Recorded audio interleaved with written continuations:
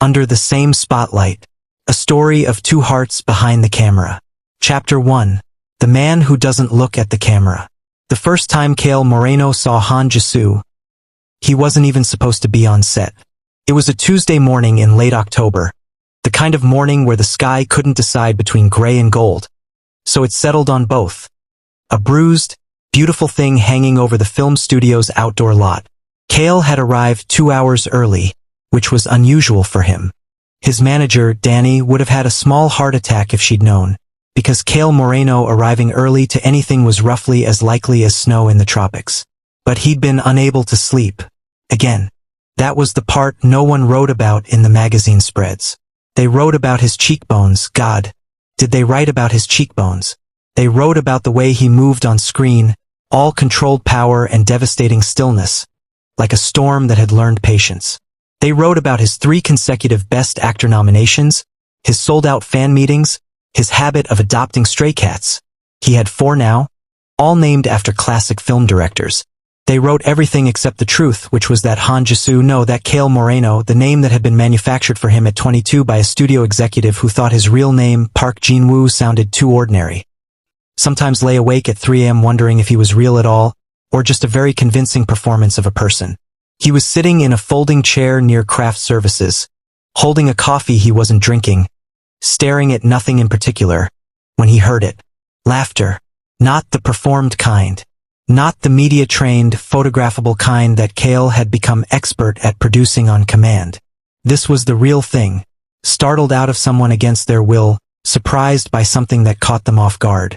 It bubbled up from behind the equipment crates to his left, and then was quickly smothered, as though the person had remembered they weren't supposed to be that loud. Kael turned his head. A young man was crouched behind a stack of lighting equipment, script pages spread across his knees, a protein bar halfway to his mouth, clearly trying very hard to make himself small. He had a face that was not beautiful exactly in the sculpted way the industry demanded, but interesting. Genuinely, arrestingly interesting. Large dark eyes that were currently horrified with embarrassment. A mouth still curved despite the obvious effort to straighten it. He was wearing a worn gray hoodie that had a small paint stain near the cuff, and his hair looked like he'd combed it with his fingers roughly 40 minutes ago and then forgotten about it entirely. He was looking at Kael with the expression of someone who had just accidentally made noise in a library and was desperately hoping the librarian hadn't noticed. "Sorry?" the young man whispered. Though they were outside and whispering made no sense. "I was reading the script. There's a line. It's, 'I'm sorry, I'll be quiet.'" Kael blinked. "What line?" The young man looked confused by the question, as if he'd expected to be dismissed, not engaged. Scene 14. Character B tells the main character. He glanced down at his pages. "Your soul is showing." And then the stage direction says the main character looks alarmed, as though this is the worst news he's ever received. He paused. "I don't know. That made me laugh. The idea that someone could be horrified by having their soul seen." Kael said nothing for a moment. He looked at this person. This nobody. This man with paint on his sleeve eating a protein bar behind equipment crates at 6 a.m. on a Tuesday, and felt something he hadn't felt in a very long time. Seen. Which was absurd. The man hadn't said anything about him. And yet, "I'm Kael," he said. The young man's eyes went very wide. "I know who you are." "Then you have the advantage." He tilted his head slightly. "You are Han Jisoo." A pause. Character B. Han Jisoo had been cast as Character B, later renamed Seo Min-jun in the final script, in what was supposed to be a small role. For scenes. Maybe 12 minutes of total screen time, if the editor was generous. He was supposed to be the kind of supporting character audiences remembered vaguely. Oh, wasn't there a friend? The funny one? He'd gotten the role through the kind of grinding, unglamorous path that most people in the industry knew and the press never bothered to cover. 5 years of background work. 3 years of small roles in web dramas that got decent views but no awards attention. 1 breakout moment in an indie film that the critics loved and nobody watched. A slow, careful accumulation of craft in the absence of recognition. Jisoo was 27. He paid rent in a studio apartment in Mapogu. He had two close friends and a very old cat named Biscuit who was, by his own assessment, the most emotionally stable relationship of his life. He was not supposed to matter to the story. He was very much not supposed to matter to Kael Moreno. And yet, the first table read, Kael watched Jisoo across the conference table and noticed something that no one else seemed to. The way he listened. Most actors, when they weren't speaking, were preparing to speak. Jisoo actually listened. Not just to the words, but to the space beneath them. When Kael delivered a line, Jisoo's face shifted in real time, responding to the meaning, not performing the response. It made Kael's own performance sharper, more alive, in a way he hadn't expected.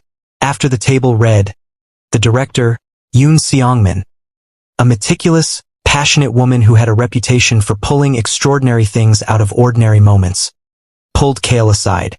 "What did you think?" she asked. "Good cast," Kael said. She raised an eyebrow. "Anyone specific?" Kael met her eyes. "Character B is interesting." Yoon smiled like she'd expected exactly that answer. "Minjun is going to matter more than anyone realizes," she said. "I'm counting on you to understand that before the audience does." Chapter 2: What the Camera Sees. By the third week of filming, Kael had developed what Danny called, with increasing alarm, a Jisoo problem.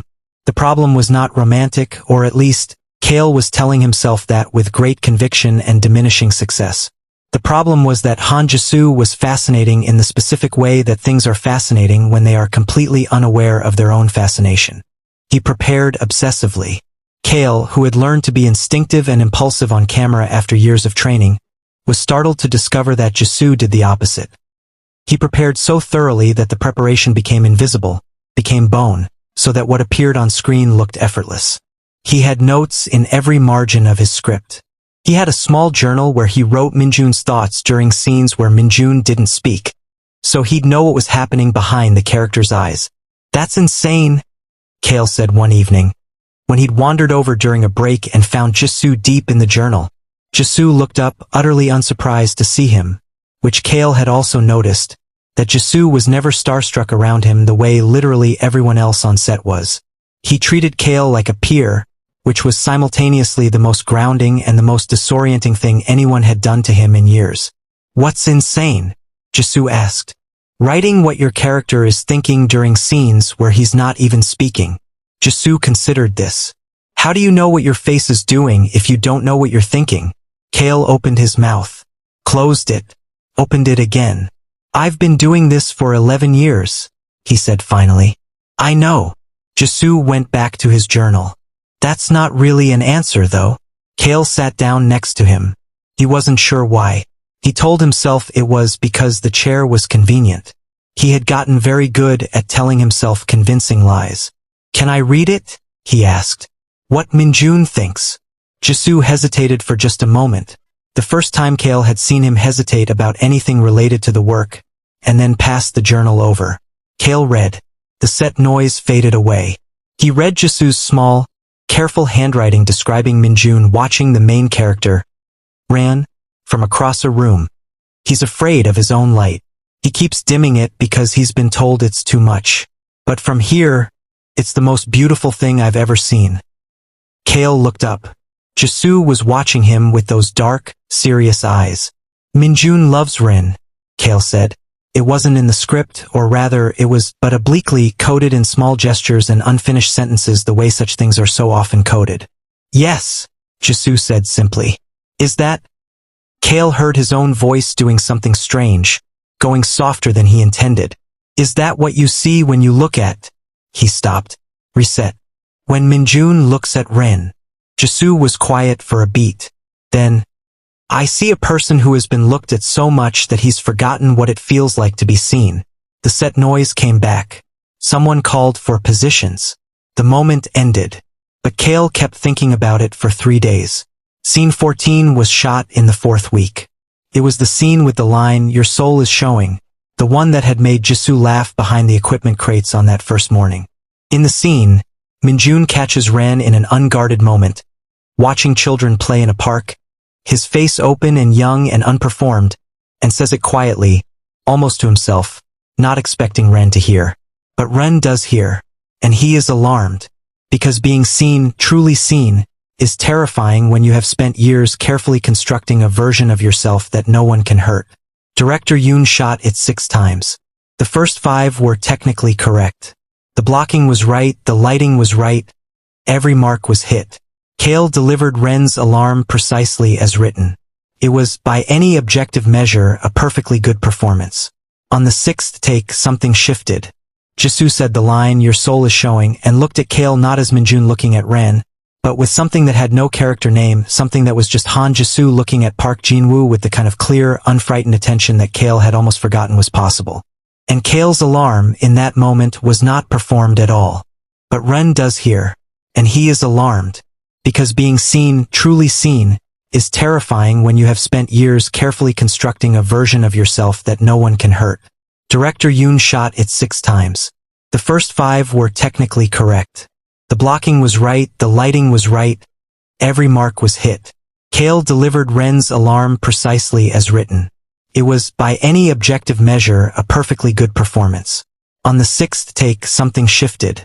Jisoo said the line, "Your soul is showing," and looked at Kael, not as Minjun looking at Ren, but with something that had no character name, something that was just Han Jisoo looking at Park Jin-woo with the kind of clear, unfrightened attention that Kael had almost forgotten was possible. And Kael's alarm, in that moment, was not performed at all. Director Yoon called cut. She was smiling. "That's the one," she said quietly. Chapter 3, Off Script. It started small, the way these things always do when they want to sneak past your defenses. Coffee. Jisoo had a very specific coffee order. Americano, single shot, room temperature, which Kael found both baffling and somehow deeply characteristic, and he would appear at craft services at 7:15 every morning. Kael started arriving at 7:10. He told himself this was coincidence for approximately 4 days before abandoning the fiction. Then it was the evening script runs. The film had a handful of scenes that required complicated emotional continuity, where what had happened 2 scenes ago needed to live in the body, present and accessible. Yoon suggested the leads run those sequences together outside of shooting hours, and since Jisoo was now effectively Kael's acting counterpart in every emotionally pivotal scene, this meant they ran scenes in the smaller rehearsal room on the studio lot. Just the 2 of them, no director, no camera, no audience. It was different without the crew around. Quieter. More honest. "You do this thing," Jisoo said one evening, dropping character mid-scene and looking at Kael thoughtfully. "What thing?" "Before the emotional peaks. You pull back, just slightly. Like you're bracing." Kael felt something tighten in his chest. "That's the characters. I know what the character does. I'm talking about you." Jisoo said it without judgment, which somehow made it harder to deflect. "You brace right before you let yourself feel something on camera.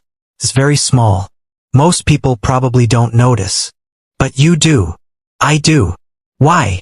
Jisoo considered this with the seriousness he brought to everything. "Because I'm always watching you," he said, as though this were simply information and not, as it landed in Kael's chest, something that rearranged the furniture entirely. Kael looked at him for a long moment. The rehearsal room hummed quietly around them. "You're not supposed to be this perceptive," Kael said finally. "Should I apologize?" "No." Pause. It's a lot." Jisoo smiled then, small and real, nothing for the camera. "I'll take that as a compliment." "It is one." They looked at each other. The script pages lay on the floor between them. "Forgotten." "Jisoo," Kael said. His voice came out differently than he intended, lower, stripped of its professional finish. "Do you know what you do to a scene? When you're in it?" Jisoo shook his head slowly. "You make it real," Kael said. "Even when it's not. You make it feel like something that's actually happening." Jisoo was quiet for a moment. Then, "Maybe because it is." It was Danny who said it first, because Danny had been managing Kael for 7 years and had developed a sixth sense for exactly the kinds of disasters he was slowly walking himself into. "You like him," she said. Not a question. They were in the back of a car, post a magazine interview, and she was looking at him over her glasses with the expression she reserved for conversations she considered professionally inconvenient. "He's a good actor," Kael said. "Kael. He's interesting." "Kael." He makes the work better. Park Jin-woo. She used his real name, which she only did when she considered the situation serious. I have watched you work with Kim Soo-bin, Lee Hyun-seo, Park Jung-ki, and that absolutely terrifying woman from the ensemble cast of Mirror. You have never once rearranged your morning schedule to overlap with any of them. Kael looked out the window. It's not a good idea, he said after a moment. We're on the same film. He's going to have a career after this, and I'm not going to be the thing that what? That complicates it. He paused. I'm famous, Danny. The kind of famous that follows people home. And he's just starting to. Don't, Danny said sharply. Decide what Han Jisoo can and cannot handle. That's not your call. Kael said nothing. Also, she added, voice softening slightly, I saw how he looks at you when he thinks no one is watching, and I think you might have already complicated things, whether you meant to or not. Chapter 4, The Weight of Names. The entertainment news broke on a Thursday, which was, in Kael's experience, when the industry liked to drop its small explosions, midweek, when people were bored enough to pay attention but not yet distracted by the weekend. The headline was straightforwardly speculative. Kael Moreno, an unknown star. Special chemistry or something more? Someone on set had taken a photo. It was a candid Kael and Jisoo in the rehearsal room, bent over the script together, heads close, the angle making the proximity look more significant than it was. Or possibly exactly as significant as it was. Kael wasn't entirely sure of the distinction anymore. Jisoo called him that evening, which was notable because they had not exchanged personal calls before. Only texts about logistics and work. Kael picked up on the second ring. Are you okay? Jisoo asked. His voice was careful, doing that thing it did when he was being considerate of someone else's possible distress before his own. Are you okay? Kael said. You're the one whose name is unknown co-star. A brief silence. Then there it was, that real, unguarded laugh, the one from behind the equipment crates. I mean, they're not wrong. I am quite unknown. Not for long, Kael said, and meant it. The film's going to change that. Is it going to change it in ways I'm not ready for? Kael sat down on his couch. One of his cats, Bergman, immediately occupied his lap with the aggressive confidence cats reserved for exactly the moments you least need additional complications. Possibly. Are you worried about the attention? Jisoo considered. A little. I've spent a long time being invisible and I've gotten used to the privileges of that. You can go anywhere and no one notices. You can have a bad day publicly and no one writes about it. A pause. How do you do it? Being visible all the time. I perform, Kael said honestly. I perform being Kael Moreno and I keep Park Jin-woo somewhere quieter. Silence. Careful, listening silence. Is that lonely? Jisoo asked. The question was so direct, so unafraid, that Kael almost didn't know how to answer it. He had people who asked him questions all day long. Interviewers, journalists, fans, and he'd gotten so good at the performance of answering that he sometimes forgot what actual answers felt like. Yes, he said. Sometimes. More silence. Then, quietly, you don't have to perform for me. In case you didn't know that. I know, Kael said. And he did. That was the terrifying, extraordinary thing. He'd known it from behind the equipment crates. From the first morning. From Your Soul is Showing. Jisoo. I need to tell you something. And I need you to tell me if it makes you uncomfortable. And if it does, I will absolutely behave like a professional for the rest of this film and we will never. I like you too, Jisoo said. A beat. I wasn't, Kael started. You were, Jisoo said pleasantly. Also, you have a tell. I do not have a tell. You do. You get very formal right before you say something true. You said, I need to tell you something, which is very formal, which means it was true. Kael stared at his ceiling. Bergman kneaded his thigh thoughtfully. You've been cataloging my tells. I catalog everything, Jisoo said. You knew that. I like you, Kael said again, because it felt important to say it plainly without the formal prelude. Han Jisoo. I like you. He could hear the smile in Jisoo's voice when he answered. I know. I like you too, Park Jin-woo.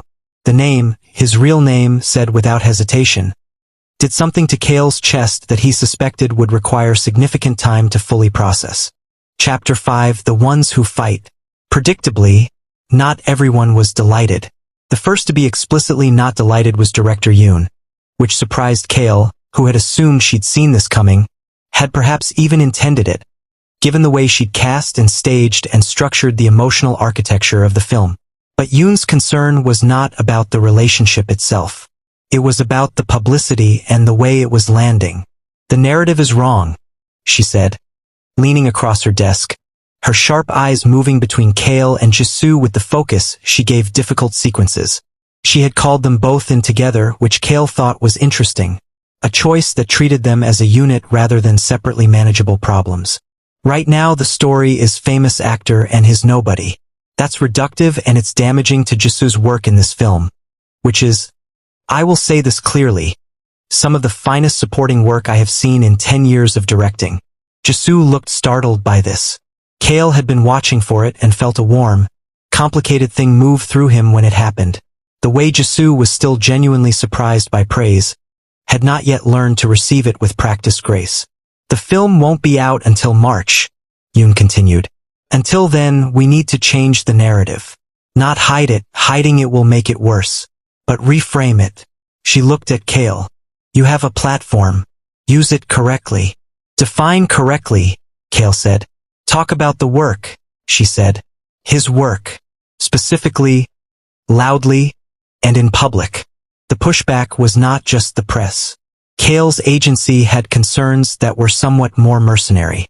His brand partnerships, 3 of them significant money, had clauses related to maintaining a particular public image, and while none of them explicitly prohibited same-gender relationships, it was, by this point, a legal and reputational minefield for companies to attempt such things. The agencies who managed those partnerships were anxious in the particular way that anxious people with financial stakes in your life become anxious. His brand manager, a man named Cheol who wore expensive suits and had the energy of someone perpetually managing a slow disaster, sat across from Kael in a meeting that lasted 45 minutes and contained a great deal of very careful language about optics and timing and the current landscape. Kael listened to all of it. Then he said, I'm not hiding him. Cheol looked pained. No one is suggesting. That is exactly what's being suggested. Kael kept his voice even, because he had learned a long time ago that calm was more effective than anger in rooms like this one. I've spent 11 years building this career. I know what it's worth. And I'm telling you, I'm not hiding him. A pause. The risk is mine, Kael said, and I've assessed it. He matters more than the contracts. After the meeting, he called Jisoo. How did it go? Jisoo asked. About as well as expected. A pause. Are you sure you want this? The visibility, the commentary. Stop, Jisoo said, and his voice was firm in a way that Kael didn't often hear. The quiet spine beneath the gentle exterior.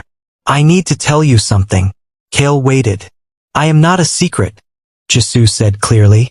I have spent my entire career being invisible because I was told to wait my turn. Stay quiet. Don't take up too much space. I am not doing that here too. Not for this. A beat. You are not the only one who gets to make a choice about what we are. I'm making one too. And my choice is not hidden. The silence that followed was the comfortable kind. Okay, Kael said softly. Together then. Together. It was Jisoo who acted first, which surprised everyone except Kael. Jisoo posted a behind-the-scenes photo from his personal account. Small, mostly dormant, rarely used for anything more significant than pictures of Biscuit the elderly cat. The photo was of the rehearsal room, scripts scattered, 2 chairs pushed together, and in the corner of the frame, half out of shot, unmistakably Kael's profile. The caption was simply, working with someone who makes the work worth doing. It was, by Jisoo's standards, an enormous act of publicity. By the time Kael saw it, it had 17,000 likes and climbing. He sat with his phone for a long moment, looking at the comment section. A mixed, churning, human thing the way comment sections always are, with kindness and cruelty in approximately even measure. He reposted it without adding anything except, agreed. His repost got 400,000 likes within the hour. Danny sent him 17 consecutive messages that he did not read until the following morning. Then there was the interview. It was scheduled 2 months out, a long-form piece for a publication that Kael respected, the kind with proper journalism and actual space for nuance. The journalist, a woman named Park Yoonji who had covered the entertainment industry for 15 years with the specific combination of affection and skepticism it deserved, met them both at a cafe in Yongsan. She interviewed them together, at Kael's request. Jisoo had raised an eyebrow at this. "You want to do it together?" he'd said. "Yes. I've never done a major interview before. I'll be there." "That's not actually reassuring. You're the famous one. Having you there means more eyes on it." "Jisoo." Kael had looked at him steadily. "I want to do it together because we are together, and I'd like to stop conducting my life in a way that contradicts that." Jisoo had looked at him for a moment. Then, okay. The interview was published with the title 2 Actors, 1 Film, and a Love Story Offscreen. Park Yoonji was, as expected, excellent. She asked about the work first, genuinely and at length, and Jisoo talked about his craft with the passionate, specific intelligence he brought to everything, and Kael watched the journalist's expression shift as she realized she was talking to someone exceptional. When the questions turned personal, they answered carefully, honestly, together. "What is it that makes this relationship work?" Jisoo spoke first, which surprised Kael. "He sees me," Jisoo said simply. Which sounds simple but isn't. "I've spent a long time in rooms where people looked through me. He looks at me." Kael said. "He makes me real. He makes it harder to hide." "Is that scary?" "Yes," Kael said. "Very," Jisoo said. "But you're doing it anyway." They looked at each other. Something passed between them that the journalist noted later in her piece, the kind of look that makes you feel you've intruded on something private, even in a public room. "Yes," they said together. Chapter 6. Under the Same Spotlight. The film premiered in March on a Thursday, because the industry liked Thursdays. The premiere was at a theater in central Seoul. Red carpet, photographers, the whole spectacular machinery of attention that Kael had been navigating for a decade and had never entirely stopped finding slightly surreal. He arrived early, which Danny noted with great satisfaction. He was in a dark suit, clean-lined, the kind of thing that photographed well without trying to say too much about itself. Jisoo arrived 12 minutes later. He was wearing something simpler. Dark slacks, a cream shirt open at the collar, an overcoat that looked like it had been chosen with care and then slightly rumpled by the wind on the way in. He looked exactly like himself, unmanufactured, real, like a person who had shown up to be present rather than to be seen. Which was, Kael had come to understand, one of the essential truths about him. He spotted Kael at the far end of the carpet and walked toward him without performing the walk. The photographers went absolutely insane. Kael met him halfway. "You're early?" Jisoo said. Close enough now that Kael could see the slight nerves in his eyes. The first-time premiere nerves that no amount of preparation fully conquered. "Couldn't sleep," Kael said. "Again." Jisoo smiled. "I know. You texted me at 3 a.m. You texted back. You seemed like you needed someone to be awake." They were standing very close together on the red carpet in front of a wall of cameras, and Kael was aware of it in the specific, calibrated way he was always aware of public visibility, and in this awareness he made a quiet choice. He reached out and took Jisoo's hand. Jisoo looked down at their joined hands, then up at Kael's face. His expression did the thing it did when something genuine caught him, open, unhidden, real. "Okay?" Kael asked, low enough for just them. "Yes," Jisoo said. "Okay." The screening lasted 2 hours and 14 minutes. Kael had seen the film twice in editing, but he'd never watched it with an audience. He sat in the dark beside Jisoo and experienced something new. The film being received by people who knew nothing of how it had been made, who brought only themselves. He heard the audience react to Jisoo's scenes and felt a fierce, uncomplicated pride that had nothing to do with his own performance. In scene 14, "Your soul is showing," the woman in the row ahead made a small, involuntary sound. In the scene where Minjun stays late with Run after everything has gone wrong, simply sitting beside him without speaking, the theater went very quiet. Jisoo was watching the screen with his hands in his lap, and Kael could feel the tension in him, the nerves of seeing yourself, of wondering if what you meant survived the translation into what the audience received. Without thinking about it, Kael reached over and covered Jisoo's hands with his. Jisoo exhaled slowly, did not look away from the screen, but turned his hands palm up and held on. The reviews came out the following morning, and Kael read them in Jisoo's apartment, which had become, over the previous 2 months, a place he spent significant amounts of time, charmed by its comfortable clutter and the presence of the ancient Biscuit, who had accepted Kael with the weary grace of a creature who has seen much and is surprised by nothing. Most of the reviews were generous. The film, they agreed, was Yoon Seongmin at her most emotionally precise. The cinematography was beautiful. The leads were. Kael read one review twice. Han Jisoo's Minjun is the kind of performance that sneaks up on you, it said. Small, specific, and devastatingly true. He is on screen for perhaps a third of the film's runtime and yet manages to carry its heart. Watch him here and then watch everything he does next. He put the phone down and looked across the kitchen at Jisoo, who was making coffee with his back turned, wearing an old sweater and his glasses, reading something propped against the kettle, utterly unaware of being watched. Kael thought, your soul is showing. And then he thought, I hope it always does. Good review? Jisoo asked without turning around because he was, frustratingly and wonderfully, always paying attention. A great one, Kael said. For you. Jisoo turned then. He was smiling, but his eyes were doing the searching thing, making sure Kael actually meant it, that it wasn't the performed kind of generosity. Kael met his eyes steadily. Let him look. Let himself be looked at. Read it to me? Jisoo asked. Come here first.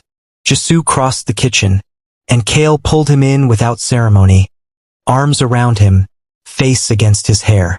Jisoo settled into it like someone who'd been doing this for years, which they hadn't. 2 months was still new, but which felt, in the most disorienting and wonderful way, exactly like coming home. I'm going to be offered more roles, Jisoo said into his shoulder, his voice thoughtful. After this, Danny told me 3 calls have already come in. She called you? Kael said, slightly amused. She's very efficient. A pause. Some of them are big. Bigger than I've done. That's going to be... He stopped. Complicated. Kael offered. Wonderful. And terrifying. And complicated. He pulled back enough to look up at Kael's face. Will you? He stopped again. Tell me, Kael said. Jisoo seemed to consider how to phrase something. I need you to be honest with me when it gets harder, when the roles I'm offered start to compete with yours, or when the attention shifts and gets strange, or when...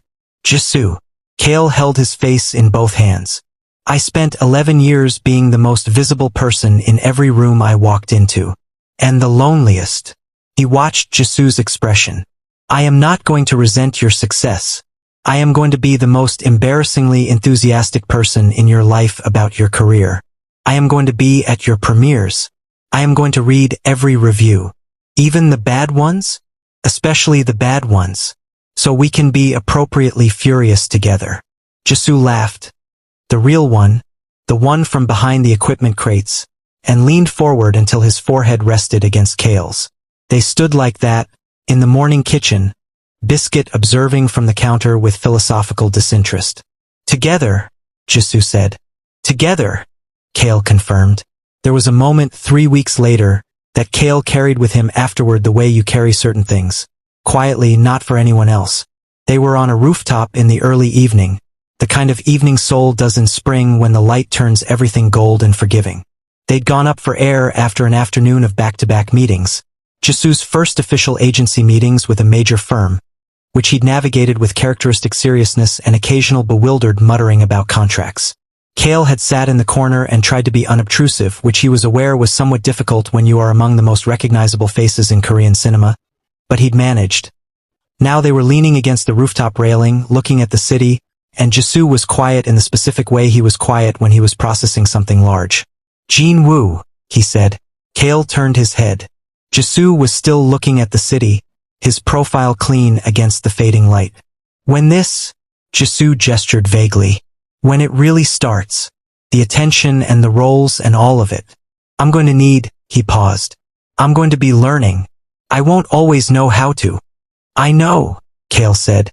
You've been doing this for over a decade. You'll know things I don't. And I need.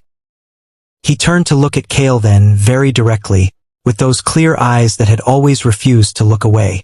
I need you to teach me. Not perform teach, not make it look easy teach. Actually teach me. Show me the parts that were hard.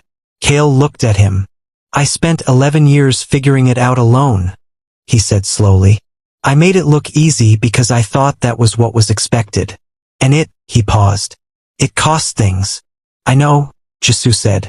Show me anyway, so I don't have to pay the same things.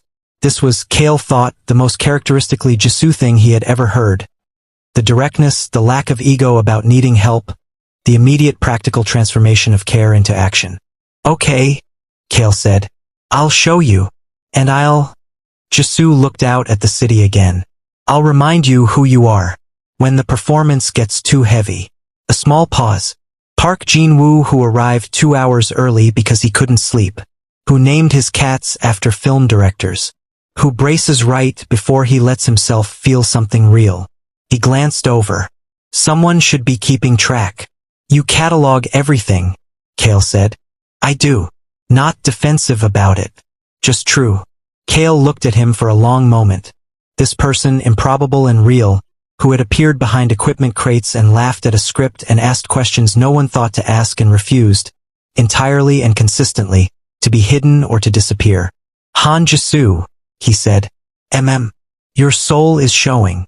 Jisoo's expression moved. Amused, warm, without any alarm at all. Good, he said. I hope it keeps doing that. The city spread out below them, gold and ordinary and vast. Kael reached out and took his hand again, the same way he had on the red carpet, the same quiet choice. They stood like that until the light was gone, and then they stayed a little longer. Epilogue 1 year later. The award season came with its particular combination of glamour and exhaustion, and Jisoo attended his first major award ceremony as a nominee. Best Supporting Actor, which the industry had seen coming after the critical response to the film, though Jisoo himself had not quite believed it until his name was read aloud in the nominations announcement, at which point he had stared at his phone for 4 minutes before calling Kael. It's real, he'd said. It's real, Kael had confirmed. That's a pause. That's very real. Breathe, Jisoo. He'd won. Kael, seated 4 rows back per the seating arrangement of the ceremony, watched him walk to the stage with the same posture he always had, no performance, just himself moving forward. Watched him stand at the microphone and look out at the room with those clear, serious eyes. His speech was short and characteristically Jisoo, specific, genuine, without any of the performed humility or manufactured surprise that such speeches sometimes collected. He thanked director Yoon. He thanked his parents.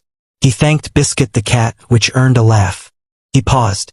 I want to thank someone who reminded me, he said, that it's possible to be completely visible and still be yourself. He looked directly at where Kael was sitting, which several cameras caught. I'm still learning that, but I have good company. The applause covered whatever Kael's face did in that moment. He was grateful for it. Afterward, in the car, Jisoo held the award in his lap and looked at it with an expression Kael was still learning how to read. The one that happened when something real and large was being quietly taken in. How do you feel? Kael asked. Jisoo thought about it for a moment with the seriousness he gave genuine questions. Like myself, he said. Exactly like myself. Kael reached over and took his hand. The city moved past the windows, night-lit and endless and full of the ordinary miracles that happen when people stop hiding. And Park Jin-woo. Not Kael Moreno, not the performance, but the person underneath, the one who couldn't sleep and named his cats and braced right before he felt something real. Squeezed the hand of the man beside him and felt, for perhaps the first time in a very long time, that he was not performing anything at all. The END, your soul is showing. Good.